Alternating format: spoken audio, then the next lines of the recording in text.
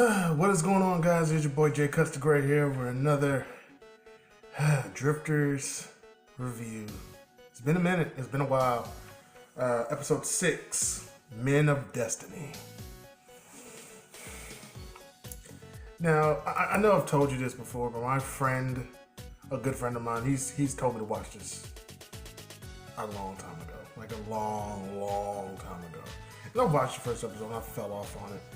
And I just never watched it again because there's so many other new animes and stuff that come out that caught my interest. But I know I've said this before as well, but this is a damn good anime. Like, it is a damn good anime. So, to the point. Episode 6, Men of Destiny. Oh my gosh, why is it every time? Toyohisa, episode starts, Toyohisa is like, he sees that the elven women are being raped by the humans in the castle. He states he's killing every human in the castle because they do not deserve to live. So, cuts the intro. I still love that intro though. The intro, especially that na na na part. I don't know why. I just love it, especially with the design and the drawing, the illustration and stuff. It's dope. So. Cut back into the episode. Oda, or Nobunaga, he's gaining information about the original leader of the Orta Empire and how, he was, like he was a small time guy and obviously he just blew up and then killed himself and everything like that. Then one of the elves comes in and tells Oda that Toyohisa has drugged every human, literally every human man outside, and he's ready to kill him. And the elves are ready at aim with the bows.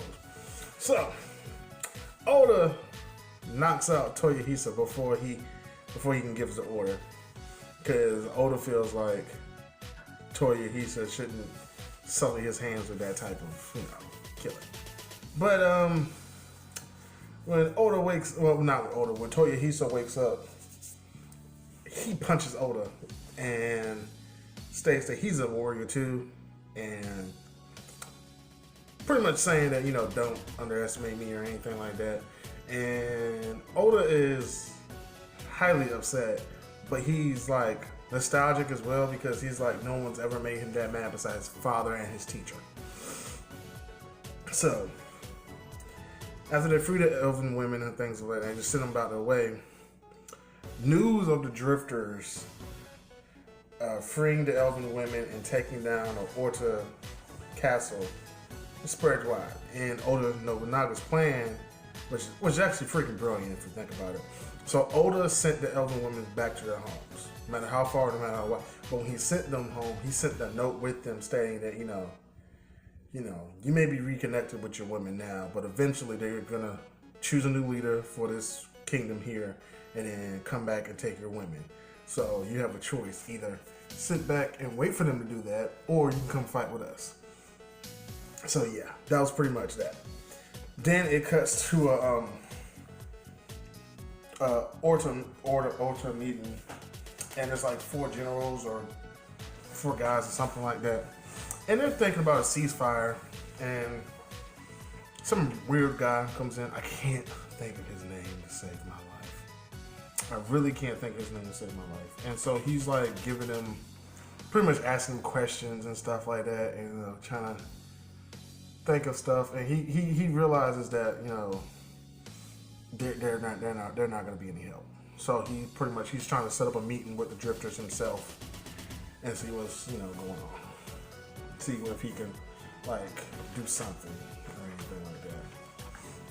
So after that cuts, it shows more elves from far and wide coming and joining the Drifters, and the new elves question the older elves like, can these Drifters really be trusted, even though they call, what was it, short ears or something, no ears or something like that. And they're like, well, we trust them, we're alive. So, yeah. So they get in there, and then they start training. And it's funny because Yoruichi, which is freaking weird because I swear It's a dude. It's still weird to me because I'm so used to Yoruichi, bleach, black chick, transforms into a cat. But yeah, so Yoruichi is teaching them how to shoot bows and arrows and stuff like that. And Toyohisha, thank you. Toyohisha is teaching them how to swing a sword. Pretty much how to cut, down their enemies and whatnot. I'm sorry, I'm this close to the camera, my leg itches. But so he's teaching them to do that and everything. So after that, it cuts to Oda, Toyohisha, and Yoruichi in the castle, and they're going over their progress. Toyohisha's like, they can't swing a sword worth a damn. They're not made for this type of battle. And Yoruichi was like, well, they're excellent with bow and arrows, so we're always in the plus in there.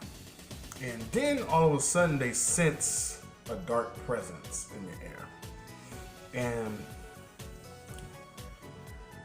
they're like, we don't know where it's coming from. But they kind of knew, but they didn't know why. And Toyohisha says, he was like, yeah, it's the enemy. They're coming for us. And then it cuts to, which I still want to know the premise of why, like, a lot of historic bad guys are technically good guys, and the good guys are technically bad guys. But it cuts to Joan of Arc riding on a horse, looking bad, like bad out of hell crazy, and they're like getting the command from the Black King or something like that, Dark King, Black King. I can't remember the title of him. But he's like, go kill them, destroy them all, and stuff like that. Then the episode cuts. So yeah, like it was an interesting episode. There was a whole lot of funny parts. I didn't want to do the whole. Damn it, my leg itches. Why? But I didn't want to like cover the entire thing. I never covered the entire thing. It's like small minor parts and it's like little ha hee parts.